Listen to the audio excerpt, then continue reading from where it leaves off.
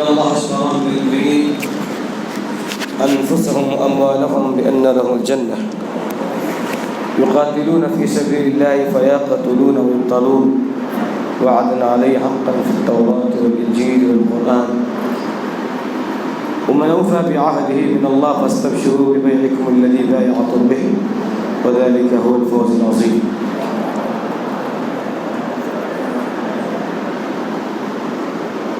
نماز تراویح میں الحمدللہ قریب 11 باروں کو ہم نے سن لیا ہے، بلکہ ہم آدھا قرآن سننے کے قریب تک پہنچ چکے ہیں۔ اللہ سے دعا ہے کہ اللہ ہمیں مکمل طور پر قرآن مجید کو سننے کی توفیق نصیب فرمائے۔ اللہ ہمیں صحت دے، تندرستی دے اور ہمیں ہمارے وقت میں برکت دے۔ اللہ ہمارے بیٹھنے میں اخلاص نصیب فرمائے، آمین۔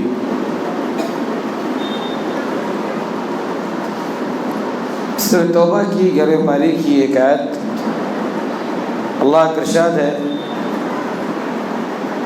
ان اللہ اشتری من المؤمنین انفسهم واموالهم بان لهم الجنہ، بے شک ہم نے اہل ایمان کے جانوں کو اور ان کے مالوں کو جنت کے بدلے خرید لیا ہے۔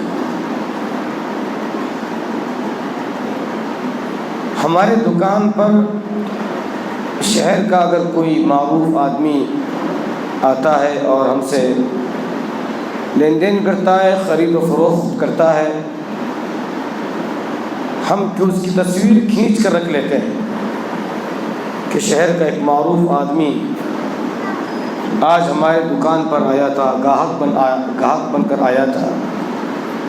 ہم بہت زیادہ خوش ہوتے ہیں۔ اس بندے کا کیا کہیں جس کا خریدار اللہ تبارک و تعالی۔ سب سے بہترین سودا یہ ہے کہ ایک بندہ اللہ کے ساتھ کرے، اور جو بندہ اللہ کے ساتھ سودا کرتا ہے، اللہ کی قسم کبھی وہ اپنے سودے میں گھاٹا نقصان نہیں اٹھا سکتا، اس کے سودے میں فائدہ ہی فائدہ ہے۔ اللہ نے اتنی بڑی بات بیان فرمائی، کہا کہ ایمان والوں کے جانوں کو اور ان کے مالوں کو میں نے جنت کے بدلے میں خرید لیا ہے۔ اللہ تبارک و تعالیٰ کے راہ میں ایمان والے نہ مارنے سے ڈرتے ہیں نہ مرنے سے ڈرتے ہیں۔ اللہ تبارک و تعالیٰ آگے چل کر کے بیان فرماتا ہے، جو لوگ توبہ کرتے ہیں، عبادت کرتے ہیں، اللہ کی حمد بیان کرتے ہیں، اللہ تبارک و تعالیٰ کے سامنے رکوع اور سجدے کرتے ہیں، امر بالمعروف نہی عن المنکر کرتے ہیں، اللہ کے حقوق کی حفاظت کرتے ہیں۔ اللہ نے اپنے نبی سے کہا کہ پہلے نبی ایسے لوگوں کا آپ کھل کر کے جنت کی بشارت دیجیے۔ میرے بھائی، یہ واضح سرٹیفکیٹ ہے جو اللہ نے نبی کے ہاتھوں اہل ایمان کو دی۔ یہ سرٹیفکیٹ جنت کی ہم بھی حاصل کر سکتے ہیں، بالکل آسان، کوئی مشکل کام نہیں۔ ہم توبہ کرنے والے بنے، ہم سے غلطی ہوتی ہے، بھول ہوتی ہے، گناہ ہوتا ہے، تو چاہیے کہ ہم فوراً توبہ کریں، اور توبہ کرنے والوں سے اللہ بہت محبت کرتا ہے، ان اللہ یحب التوابین ویحب المتطہرین۔ تو توبہ کرنے والے بنیں گے اور اسی طرح سے عبادت گزار بنیں گے۔ عبادت گزار اللہ تبارک و تعالیٰ کی رضا کے لیے، اس کی خوشنودی کے لیے اس کے سامنے سجدے کرنا، رکوع کرنا، قیام کرنا، اور اپنے مکمل زندگی کو اللہ کے حکم کے تابعداری میں لگا دینا، یہ عبادت کے دائرے میں آتا ہے۔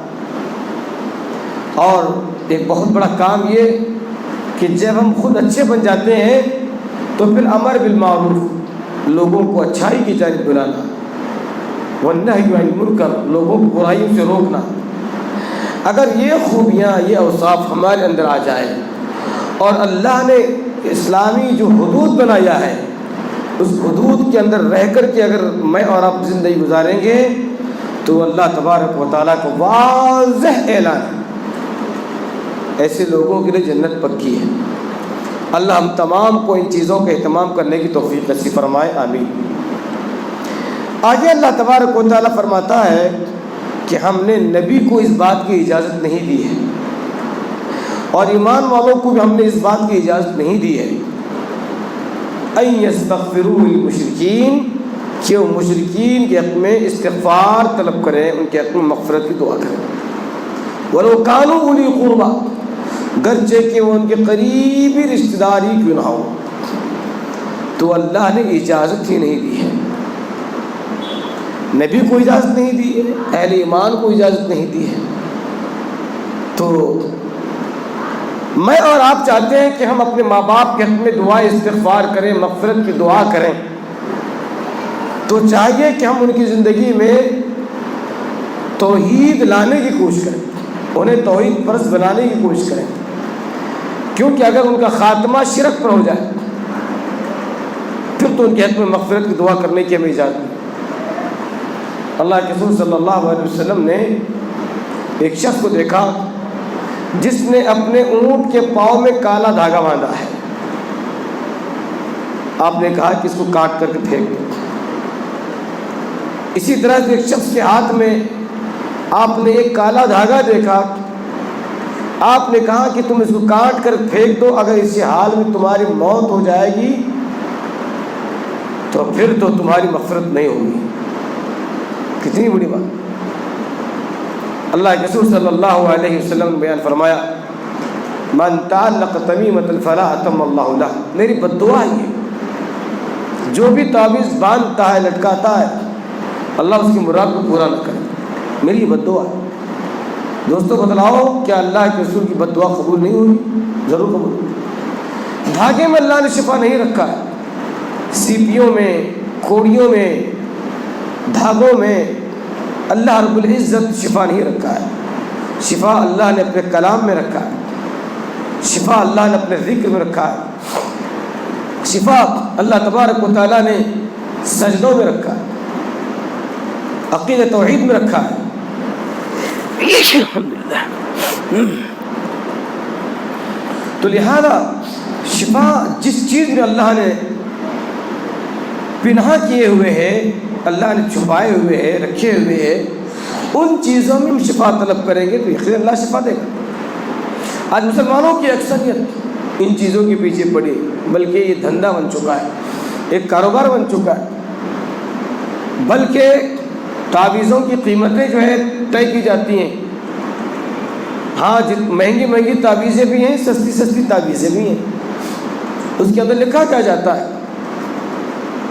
قرآن آیات لکھے جاتے ہیں یا نمبرات لکھے جاتے ہیں، دونوں چیزیں غلط ہیں، کیونکہ قرآن مجید کے اللہ کے رسول نے کہا کہ قرآن مجید کے پڑھنے میں شفا ہے۔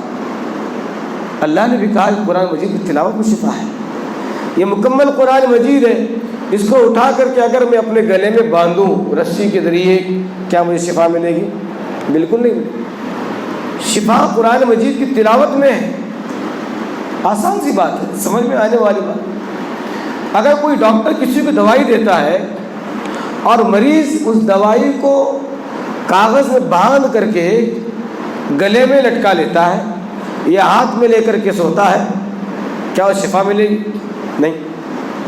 دوائی کھائیں شفا ملے گی، قرآن کی تلاوت کریں انشاءاللہ شفا ملے گی۔ اسی طرح سے ایک بات میں یہ بھی بتلا دوں، اگر کوئی بندہ قرآن مجید کی آیات کو لکھ کر کے گلے میں باندھتا ہے اور یہ تصور کرتا ہے کہ اس میں شفا ملے گی، کیسی بات ہے؟ بندہ اسی کو باندھ کر کے باتھ روم جاتا ہے، پیشاب جاتا ہے، پخانہ جاتا ہے، ناپاک ہوتا ہے، مباشرت کے دوران یہ تعویذ گلے میں، ہاتھ میں، ہاں پتہ نہیں رٹھوں میں ہوتی ہے۔ قرآن مجید کی آیات کا استعمال ہم کہاں کہاں کر رہے ہیں؟ کھلواڑ ہے، مذاق ہے۔ جو بات اللہ کے نبی کو سمجھ میں نہیں آئی، یہ بات ہمیں کیسے سمجھ میں آ گئی؟ عبداللہ بن عمر کے بارے میں آتا ہے کہ حضرت عبداللہ بن عمر بعض آیات کو، بعض دعاؤں کو لکھ کر کے بچوں کے گلے میں باندھ دیا کرتے تھے تاکہ بچے اس کو پڑھیں اور یاد کریں۔ لوگوں نے اس کو دلیل بنا کر کے تعویذ کا جواز، تعویذ کو جو ہے جائز قرار دیا، جبکہ ہرگز یہ چیز نہیں ہے۔ مجھے بتلاؤ دوستو، اللہ کے رسول صلی اللہ علیہ وسلم سے بہتر، اللہ کے رسول صلی اللہ علیہ وسلم کی صحابہ کرام سے بہتر تابعداری کرنے والا، اطاعت کرنے والا اور آپ کی شریعت کو سمجھ کر کے فالو کرنے والا صحابہ کرام سے بہتر کیا کوئی ہو سکتا ہے؟ اور وہ بھی عبداللہ بن عمر، ماشاءاللہ عمر کے بیٹے۔ آپ جو ہے کچھ دعائیں، کچھ آیات لکھ کر کے بچوں کے گلے میں باندھا کرتے تاکہ بچے اس کو دیکھ دیکھ کر کے یاد کریں، شفا کی خاطر نہیں۔ تو بہرحال میں یہاں یہ بتلانا چاہ رہا ہوں، یہ شرک ہے۔ اگر کوئی بندہ کسی چیز کو باندھتا ہے، گلے میں لٹکاتا ہے، یہ شرک۔ اس حالت میں اگر موت ہو جائے ہمارے ماں کی، باپ کی، بھائی کی، چچا کی، ہمارے قریبی رشتہ داروں کی، تو پھر تو اللہ تبارک و تعالیٰ کی ناراضگی ہے۔ اس کے علاوہ اوروں کے سامنے جانا، صدقہ کرنا، قربانی کرنا، یہ سارے شرکیہ امور ہیں۔ تو اللہ تبارک و تعالیٰ نے کہا ہم نے اپنے نبی کو اور اہل ایمان کو اس بات کی اجازت نہیں دی ہے کہ وہ مشرکین کے حق میں دعائیں کریں، گرچہ کہ ان کے قریب رشتہ داری کیوں نہ ہو۔ جیسے کل کے درس میں آپ نے سنا ہے، اللہ کے رسول سے اللہ نے کہا کہ آپ اپنے چچا کے حق میں استغفار کی دعا نہیں کر سکتے۔ آگے اللہ نے ابراہیم کا ذکر کیا، ابراہیم علیہ السلام نے اپنے باپ کے حق میں دعا استغفار طلب کیا، اللہ نے منع کیا، کہا کہ آپ کا باپ مشرک ہے، آپ اپنے باپ کے حق میں دعا استغفار نہیں کر سکتے۔ تو پھر حضرت ابراہیم علیہ السلام نے کیا کیا؟ برات کا اظہار کیا، برات کا اعلان کیا، کہا کہ ٹھیک ہے اس کے بعد میں نہیں کروں۔ انہ عدو للہ، اللہ نے کہا کہ ابراہیم تمہارا باپ تو تمہارے رب کا دشمن ہے، تم ایسوں کے حق میں جو ہے آپ جو ہے استغفار کی دعا کرو گے؟ بالکل نہیں، آپ بھی اس کی اجازت نہیں۔ فلما تبین انہ عدو للہ تبرأ منہ ان ابراہیم لأواه حلیم۔ حضرت ابراہیم نے برات کا اظہار کیا، کہا کہ آئندہ میں برات کا اعلان کرتا ہوں، مشرک باپ کے حق میں دعائے مغفرت نہیں کروں گا۔ اللہ خود فرما رہا ہے بے شک ابراہیم علیہ السلام بڑے بردبار اور بڑے سمجھدار انسان۔ حضرات آگے چل کر کے اللہ تبارک و تعالیٰ بیان فرماتا ہے، ایمان والو میں تمہیں ڈرنے کا حکم دیتا ہوں اور میں تمہیں اس بات حکم دیتا ہوں کہ تم سچے لوگوں کو اپنا دوست بناؤ۔ یا ایھا الذین آمنوا اتقوا اللہ وکونوا مع الصادقین، ایمان والو تم اللہ سے ڈر کر کے زندگی گزارو اور سنو، وکونوا مع الصادقین، سچوں میں تم اپنے آپ کو شامل کر لو، یعنی سچوں کو تم اپنا دوست بناؤ، جھوٹوں کو، دھوکے بازوں کو، دغا بازوں کو تم اپنا دوست نہ بناؤ، وہ تمہیں کبھی نہ کبھی کسی نہ کسی موقع پر دھوکہ دیں گے۔ اللہ رب العزت آگے چل کر کے بیان فرماتا ہے، ہم نے تمہارے لیے جس رسول کا انتخاب فرمایا وہ تمہارے اوپر بہت زیادہ رحم دے۔ لقد جاءکم رسول من انفسکم عزیز علیہ، میں نے تمہیں میں سے تمہارے لیے، تمہاری رہبری کے لیے، رہنمائی کے لیے ایک رسول بنایا، اور وہ رسول کیسا ہے؟ تم پر بہت زیادہ مہربان، تم سے بہت زیادہ محبت کرنے والا، تم سے بہت زیادہ پیار کرنے والا ہے۔ اگر تم پر کوئی مصیبت آتی ہے، پریشانی آ جاتی ہے تو پوری رات بے چین ہو جاتا ہے، مضطر ہو جاتا ہے، ہاں آپے سے باہر ہو جاتا ہے، تمہارے حق میں دعائیں کرنے لگ جاتا ہے۔ اگر تمہیں اللہ تبارک و تعالیٰ اپنے فضل سے نواز دیتا ہے تو پھر اس کی خوشیوں کو ہم بیان نہیں کر سکتے، وہ اپنی خوشیوں کو جو ہے سنبھال نہیں سکتا ہے، وہ اتنا زیادہ خوش ہوتا ہے، تمہیں خوشیوں میں دیکھ کر کے بہت زیادہ خوش ہوتا ہے، تمہیں کسی مصیبت میں دیکھتا ہے تو تم سے زیادہ پریشان ہو جاتا ہے۔ ہم نے ایسے رسول کا انتخاب تمہارے لیے کیا۔ اب وہ قوم کتنی بڑی بد نصیب ہے، وہ ایسے نبی کی اتباع نہ کرے، ایسے نبی کی پیروی نہ کرے جو رات بھر ہمارے لیے رو رو کر کے دعائیں کرتا۔ ایک بار ہمارے نبی نے نہیں رویا، میری ماں میرے لیے کتنے دن روئے گی، میری بیوی میرے لیے کتنے دن روئے گی، ایک دن، 2 دن، مہینہ، 2 مہینے، 3 مہینے، 4 مہینے، بس اس کے بعد بات ختم ہو جائے گی۔ لیکن اللہ کے رسول صلی اللہ علیہ وسلم کو دیکھیے، آپ کتنے بڑے رحم دل ہیں، آپ کتنے مشفق ہیں، کتنے مہربان اپنی امت کے لیے۔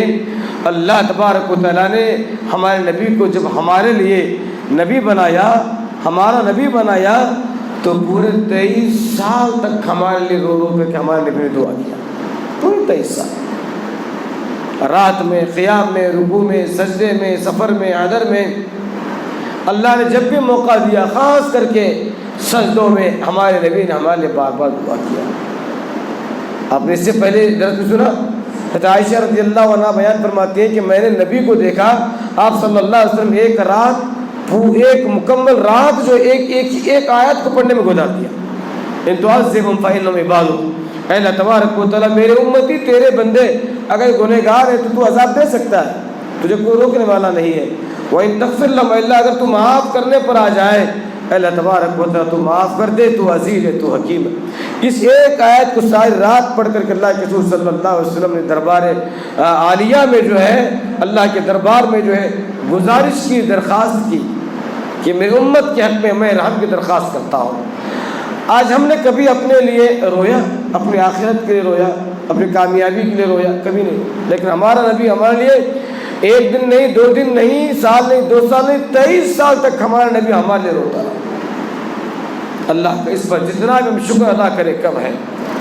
آگے آنے والی آیتوں میں ایک بڑی پیاری آیت آتی ہے، اللہ بیان فرماتا ہے کہ جو لوگ چاہتے ہیں، ان الذین لا یرجون لقاءنا، جو لوگ یہ نہیں چاہتے کہ وہ ہم سے ملاقات کریں، ورضوا بالحیات الدنیا، اور دنیا کی زندگی میں وہ مست ہیں، دنیا کی زندگی سے خوش ہیں، راضی ہیں، دنیا کے عیش میں وہ مگن ہیں، اللہ سے ملاقات کی کوئی فکر نہیں، کوئی آرزو نہیں، کوئی تمنا نہیں، بس وہ جیے جا رہے ہیں، اور ہماری آیات سے وہ غافل ہے، ہماری باتوں سے وہ غافل ہے، ہماری نشانیوں سے وہ غافل ہے، ہماری تعلیمات سے وہ غافل ہے۔ اللہ کیا فرما رہا ہے؟ اولئک مأواہم النار، ایسوں کا ٹھکانہ ہم نے جہنم بنایا۔ یہ ان کے کرتوت کا نتیجہ ہے، یہ ان کی کمائی کا نتیجہ ہے۔ لیکن ایمان والے ایسے نہیں ہوتے۔ آج میں اور آپ بیٹھے ہیں، کیوں بیٹھے ہیں؟ کیا یہاں پر پیسے تقسیم ہو رہے ہیں؟ کیا یہاں پر جائیداد تقسیم ہو رہی ہے؟ یہ اللہ تبارک و تعالیٰ کی محبت ہے، اللہ کے رسول صلی اللہ علیہ وسلم کی تعلیمات سے محبت ہے، یہ اللہ سے ملنے کی آرزو اور تمنا ہے، اللہ سے ملاقات کی آرزو اور تمنا ہے کہ اس حال میں اللہ سے ملے کہ اللہ ہم سے خوش رہے۔ اسی وجہ سے ہم لوگ یہاں پر بیٹھے ہوئے، ہمارا یہ بیٹھنا اللہ قبول فرمائے، اللہ ہمارے اس بیٹھنے کو دنیا میں عزت اور آخرت میں نجات کا ذریعہ بنائے۔ تو اللہ کہتا ہے کہ جو مجھ سے ملاقات کی امید نہیں رکھتا، مجھے کیا پڑی کہ میں اس سے ملاقات کی امید رکھوں؟ جو مجھ سے ملنا چاہتا ہے، میں بھی چاہتا ہوں کہ میں اس سے ملاقات کروں، میں بھی چاہتا ہوں کہ میں اس سے ملوں۔ تو آرزو اور تمنا میرے اور آپ کی ہونی چاہیے کہ اللہ سے ہماری ملاقات ہو، اللہ سے ہماری اس حال میں ملاقات ہو کہ اللہ تبارک و تعالیٰ ہم سے خوش۔ اللہ نے اس کی توفیق نصیب فرمائے۔ آگے آنے والی آیت میں اللہ بیان فرما رہا ہے انسان کا معاملہ بڑا عجیب و غریب۔ وَإِذَا مَسَّ الْإِنسَانَ الضُّرُّ دَعَانَا لِجَنبِهِ قَاعِدًا وَقَائِمًا فَلَمَّا كَشَفْنَا عَنْهُ ضُرَّهُ مَرَّ كَأَن لَّمْ يَدْعُنَا إِلَىٰ ضُرٍّ مَّسَّهُ۔ اللہ کہتا ہے یہ انسان بھی بڑا عجیب و غریب ہے، یہ ہم سے دعائیں کرتا ہے، ہمیں پکارتا ہے، جب وہ مصیبت میں، جب وہ پریشانی میں، تکلیف میں، وہ ہمیں پکار رہا ہے، چل رہا ہے ہمیں پکار رہا ہے، بیٹھا ہے ہمیں پکار رہا ہے، کھڑا ہمیں پکار رہا ہے، لیٹا ہے ہمیں پکار رہا ہے، یعنی ہر حال میں مجھے وہ یاد کر رہا ہے، وہ بھولنے کو تیاری نہیں۔ میں اس پر رحم کر کے جب اس کو اس کی مصیبت سے آزاد کر دیتا ہوں، اس پریشانی سے میں اس کو آزاد کر دیتا ہوں، فلما کشفنا عنہ ضرہ مر کأن لم يدعنا إلى ضر مسّه، کأن لم يدعنا إلى ضر مسّه، جب میں اس کو کسی مصیبت سے، اس پریشانی سے آزاد کر دیتا ہوں، وہ ایسا مجھے چھوڑ کر کے بھاگ جاتا ہے کہ کبھی اس نے مجھے پکارا ہی نہیں، کبھی اس کی زندگی میں کوئی مصیبت آئی نہیں، کبھی اس کی زندگی میں کوئی پریشانی آئی نہیں۔ ہو سکتا ہے کہ ایسا میں ہوں، ہو سکتا ہے کہ آپ میں سے کوئی ایسا ہو، اللہ ایسے کو پسند نہیں کرتا ہے۔ مومن کا تعلق ہر حال میں اللہ تبارک و تعالیٰ کی ذات سے جڑا ہوا رہتا ہے۔ مصیبت میں وہ اللہ کو یاد کرتا ہے، پریشانی میں یاد کرتا ہے، خوشحالی میں اللہ کا شکر ادا کرتا ہے، اجر پاتا ہے، مصیبت میں صبر کرتا ہے، اجر پاتا ہے، مصیبت ٹل گئی شکر ادا کرتا ہے اجر پاتا ہے۔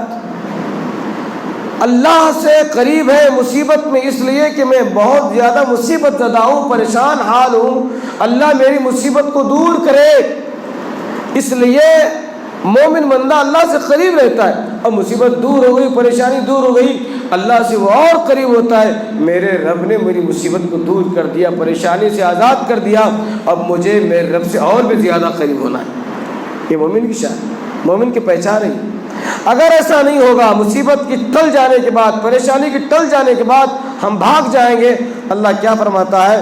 وَلَقَدْ أَهْلَكْنَا الْقُرُونَ مِنْ قَبْلِكُمْ لَمَّا ظَلَمُوا وَجَاءَتْهُمْ رُسُلُهُم بِالْبَيِّنَاتِ وَمَا كَانُوا لِيُؤْمِنُوا كَذَلِكَ نَجْزِي الْقَوْمَ الْمُجْرِمِينَ۔ اللہ نے کہا کہ میں نے ایسے بہت سارے قوموں کو ہلاک کر دیا، برباد کر دیا۔ بہت ساری قومیں ایسے ہلاک ہوئی، برباد ہو گئی، جنہوں نے مصیبت میں مجھے پکارا، مصیبت ختم ہوگی، بھاگ گئے، وہ پکڑ لیے گئے، مار دیے گئے۔ اللہ فرماتا ہے اے ہمارے نبی آپ فرما دیجئے، آپ لوگوں سے پوچھئے، قل من یرزقکم من السماء والارض، وہ کون ہے جو آسمان سے تمہیں روزی کا انتظام فرماتا ہے؟ وہ کون ہے جو تمہاری کانوں پر کنٹرول رکھتا ہے؟ وہ کون ہے جو تمہاری آنکھوں پر قوت اور کنٹرول رکھتا ہے؟ وہ کون ہے؟ یخرج الحی من المیت، جو مردے سے زندے کو نکالتا ہے اور زندے سے مردے کو نکالتا ہے۔ وہ کون ہے جو تدبیروں کا کرنے والا ہے؟ اگر یہ سارے سوالات آپ لوگوں سے کرو گے تو لوگ کہیں گے فَسَيَقُولُونَ اللَّهُ، اللہ ہی ہے۔ پھر آپ ان سے پوچھئے فَقُلْ أَفَلَا تَتَّقُونَ، پھر تو تم اللہ تبارک و تعالیٰ سے ڈرتے کیوں نہیں؟ دیکھیے میرے بھائی، اللہ کیا فرما رہا ہے؟ روزی دینے والا کون ہے؟ اللہ تبارک و تعالیٰ ہے۔ اللہ ایک بڑی بات بیان فرمائی کہ تمہارے کانوں پر، تمہارے آنکھوں پر کنٹرول کون رکھتا ہے؟ ایک اور جگہ اللہ فرماتا ہے قُلْ أَرَأَيْتُمْ إِنْ أَخَذَ اللَّهُ سَمْعَكُمْ وَأَبْصَارَكُمْ وَخَتَمَ عَلَىٰ قُلُوبِكُم مَّنْ إِلَٰهٌ غَيْرُ اللَّهِ۔ اے ہمارے نبی اب دنیا والوں سے پوچھئے کہ اگر میں ان کی بصارت کو چھین لوں، آنکھوں کی، اگر میں ان کی کانوں کی سماعت کو چھین لوں، ان کے دل سے قوت فہم کو اگر میں چھین لوں، کون ہے جو ان چیزوں کو لوٹائے؟ تو آنکھوں کو دینے والا، اس کے اندر بصارت کو دینے والا، کانوں کو دینے والا اور اس کے اندر سماعت کی طاقت اور قوت کو پیدا کرنے والا اللہ تبارک۔ اللہ سوال کر رہا ہے، کوئی نہیں، اللہ تبارک و تعالیٰ کی نام۔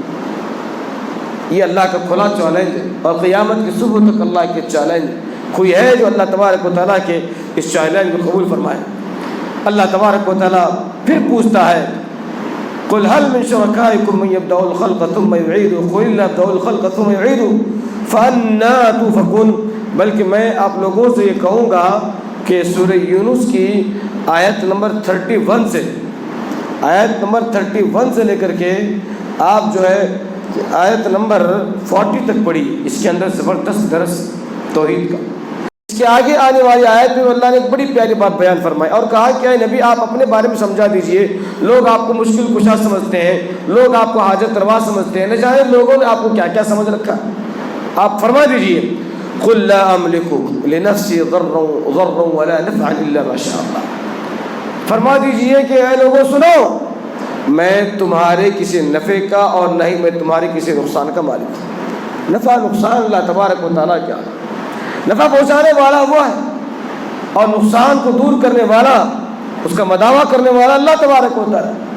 نفع نقصان اللہ کے ہاتھ میں، کسی کے ہاتھ میں نہیں ہے، حتیٰ کہ اللہ نے اپنے نبی سے کہا کہ آپ بھی فرما دیجئے کہ اپنے بارے میں کہ میرے ہاتھ میں بھی اللہ تبارک و تعالیٰ نے نفع نقصان نہیں رکھا ہے، لہذا تم مجھے حاجت روا اور مشکل کشا نہ سمجھ۔ اللہ آگے فرماتا ہے الا ان اولیاء اللہ لا خوف علیہم ولا هم يحزنون، سنو اللہ کے اولیاء کون ہیں، اللہ کے دوست کون ہیں جنہیں کسی طرح خوف ہے اور نہ ہی کسی طرح کا حزن ہے، غم ہے۔